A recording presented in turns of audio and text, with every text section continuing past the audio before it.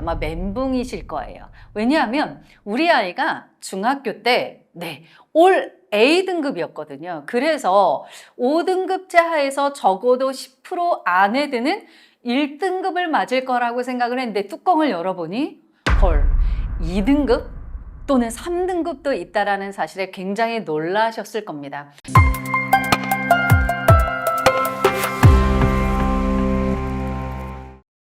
안녕하세요. 입시의 신개념 대치아폴로 교육의 유주미 소장입니다. 오늘은 5등급제 하에서의 정보를 한번 공유해 볼까 합니다. 첫 번째, 메디칼을 포함한 스카이 그리고 15개 대학, 적어도 인서울을 가기 위한 내신 컷은 얼마여야 하는지.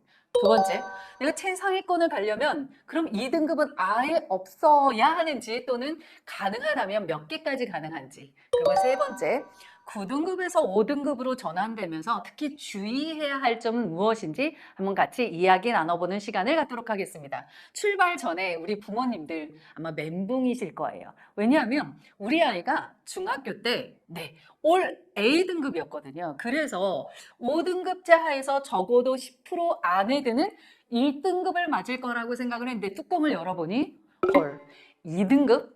또는 3등급도 있다라는 사실에 굉장히 놀라셨을 겁니다. 그런데 이때 제가 조언을 드리고자 한다면 어쩌면 이 A등급 있잖아요. 20%, 30%, 많게는 40%까지 A등급입니다. 그렇다라고 한다면 9등급제 하에서는 3등급까지 포진되어 있고요. 5등급제 하에서는 2등급까지 포진되어 있는 학생이기 때문에 갑자기 공부를 안 했다던가 그런 게 아니라 이게 현실적으로 우리 아이의 성적일 수 있다는 거 기억하시면 좋을 것 같습니다. 왜냐하면 포기하라는 말이 아니라 객관적으로 볼 줄 알아야 문제를 해결할 수 있는 힘이 생기기 때문입니다. 왜냐하면 이걸로 부모님들이 굉장히 질문을 많이 하셔서 먼저 들어가기 전에 말씀드렸습니다. 본격적으로 한번 출발해 볼까요? 메디칼을 포함한 스카이 상위 학과를 가기 위한 교과 전형으로는 대체 몇 등급을 받아야 될까? 1.0입니다. 그러면 선생님 2등급은 아예 없어야 하나요? 라고 얘기를 했을 때 2등급은 1개에서 2개까지는 가능합니다. 왜냐하면 1.05, 1.08 등이 가능하기 때문이죠. 선생님 학종은 조금 낮아도 되는 거 아닌가요? 1.1입니다. 이랬을 때 2등급은 몇 개까지? 3개에서 4개까지가 가능하다는 거 기억하시면 좋을 것 같습니다. 생각보다 빡빡하죠. 여기까지. 그러면 메디칼 포함 스카이 상위학과는 1.0, 1.1 이내구나 라는 거 이해하시면 좋을 것 같습니다. 다음 그룹 넘어가 볼까요? 서성한 교과 전형은 1.1이고요. 중경외시 이 교과는 1.2입니다. 그러면 학종의 경우는 한 단계씩 아래로 가면 되겠죠. 서성한은 1.2, 중경외시 2는 1.3입니다.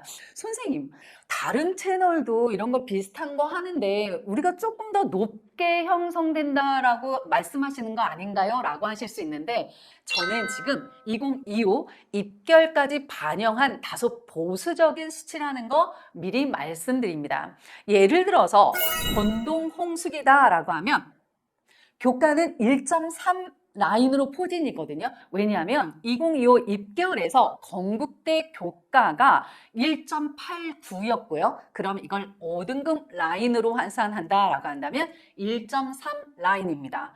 아, 그렇구나. 국승세, 과기대, 인하대, 아주대까지 간다라고 한다면 1.4 라인이고요. 2025 숭실대 입결을 보면 교과가 2.29. 따라서 이를 환산하면 1.4 라인이라는 거 이해하시면 좋을 것 같습니다. 아마도 화면으로 같이 올라가서 확인하실 수 있는데요.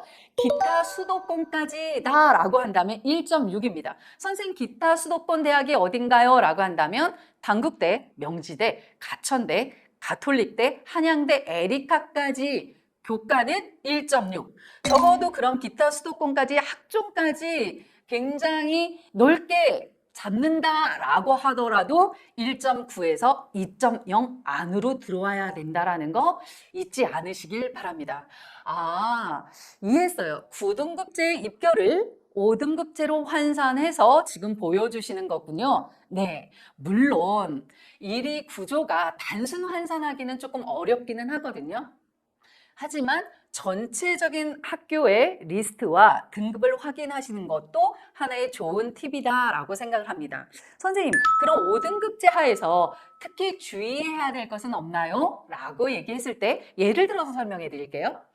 1등급과 3등급을 맞는 경우와 2등급과 2등급을 맞는 경우가 있습니다. 어떤가요? 평균은 똑같아요. 2등급입니다. 하지만 5등급제 하에서는 주의하셔야 돼요. 특정 과목은 잘하고 특정 과목을 잘 못한다라고 얘기를 했을 때 평점이 전반적으로 낮아집니다. 결국 어떻죠? 불리해진다라는 거. 그럼 어떤 학습 전략이 나와야 될까요? 호불호 없이, 즉 취약한 과목 없이 전반적으로 균등한 공부를 해야 된다라는 거 이해하실 필요가 있습니다. 왜냐하면 예전에는 수학, 과학을 잘하고 국어와 영어를 못해도 아 그래 라고 얘기를 했었잖아요. 한동안은. 근데 이제는 그런 것들이 통하지 않는다라는 거 이해하시길 바랍니다. 종합적으로 한번 다시 말씀을 드려볼까요? 당부의 말씀입니다. 첫 번째, 중학교 성적은 잊어버리셔야 됩니다. 지금이 뚜껑을 연 나의 아이의 성적이 객관적인 우리 아이의 성적이다. 이때부터 전략을 모색하셔야 됩니다.